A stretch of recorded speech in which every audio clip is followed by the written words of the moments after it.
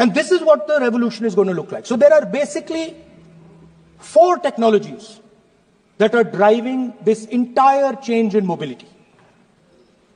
Electric motors, batteries, optics, and then on top of that, you can apply AI. Now people, I want to tell the youngsters of this country, people talk about AI. But it's important to understand that AI on its own is absolutely meaningless. Because AI operates on top of data. Without data, AI means nothing. And if we look at data today, there is one thing which is very clear.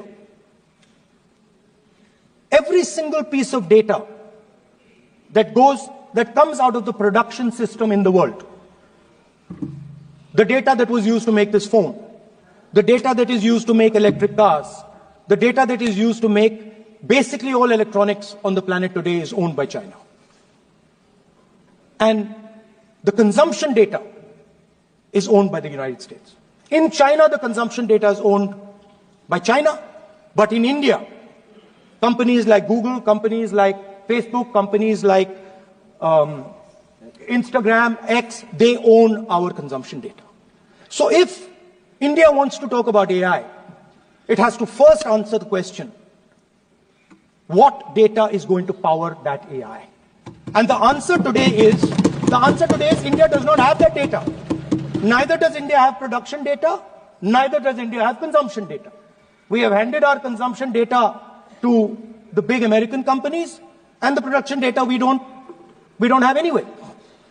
So what would that vision look like? The first thing, we would start getting youngsters excited about this revolution.